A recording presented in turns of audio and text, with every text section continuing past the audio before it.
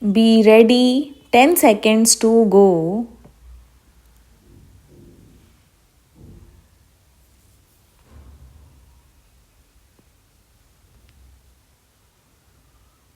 Start. Honorable members, our mothers and sisters always used to save money for difficult times, but often these savings were spent on daily needs. Today, rupees 88,000 crore deposited in Jan Dhan accounts is a testimony to the changing saving habits. It is only because of the Jan Dhan scheme that wages from MG Narega, benefits from different insurance schemes, scholarships, pensions, and most other government benefits are being credited directly into the bank accounts of the poor through DBT. Jan Dhan accounts have succeeded in eliminating the middlemen between the government and the poor. Jan Dhan Yojana is playing an important role in facilitating cost effective digital transactions in the country through more than 60 crore RuPay debit cards and Bheem app. Similarly, government is bringing banking services closer to the people through the India Post Payments Bank set up in the post offices. As a result, the whole world has taken note of this step towards financial inclusion in India. Whereas many social welfare programs were in existence for the past several decades, they had failed to produce the desired impact. The alertness, action oriented approach, and good intention displayed by my government towards the aspirations and difficulties of citizens have made it possible to bring about large scale visible changes. While giving a clear majority to my government in 2014, the people of the country had also given a clear mandate to take strict action against corruption and black money. My government has come down heavily on corruption in the past 4.5 years. Being sensitive to public sentiment, my government has waged a war on corruption and black money from day one and approved constitution of a special investigation team SIT on black money in the very first meeting of the cabinet. Thereafter, government enacted a new and strict law on black money. My government also carried out a campaign against illegally acquired assets in foreign countries. New agreements were signed with several countries known as tax havens, and several others were signed with many other countries to rectify deficiencies in existing agreements.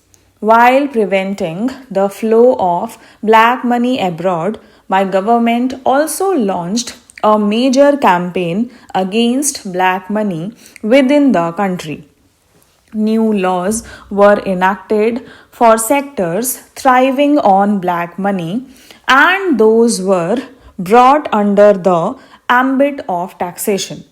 Honorable members, demonetization was a defining moment in the government's war on corruption and black money. This decision struck at the very root of the parallel economy, thriving on black money, and the money outside the formal system was brought within the ambit of nation's economy. This action of the government broke the back of the forces destabilizing the country and the systems sustaining the flow of black money.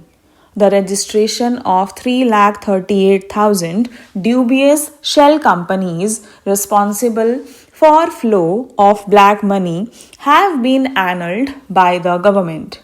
The directors of these companies have also been prohibited from holding such offices again. Assets worth more than rupees 50,000 crore are being taken under the Benami Property Act, Prevention of Money Laundering Act, and the Law Against Fugitive Economic Offenders. As a result of the policies of my government, black money in real estate sector has declined substantially. The prices of houses have come down, and the dream of a normal middle class family for possessing their own house is being realized. I am pleased that on account of these policies of my government, people's trust in the government has increased and there has been a sharp increase in the number of persons paying income tax. Whereas prior to 2014, 3.8 crore people had filed their return, this number has increased and more than 6.8 crore people have come forward to file their returns. Today, the taxpayer is confident that each paisa contributed by him or her is being spent honestly on nation building. My government believes that corruption and black money constitute a grave injustice towards the honest taxpayer of the country. Corruption always infringes on the rights of some poor or middle class person. The government is relying on application of modern technology to address this situation. As a result of the expansion in direct benefit transfer in the last 4.5 years, more than rupees 6,05,000 crore have been directly transferred to the bank accounts of beneficiaries. Because of this, about rupees 1,10,000 crore have been saved from falling into wrong hands.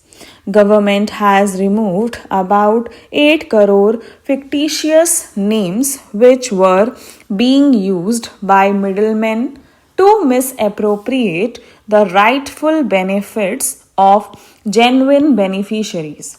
In order to build a strong nation, it is imperative that we develop our economy in such a manner that will help our fellow citizens to progress with transparency and honesty.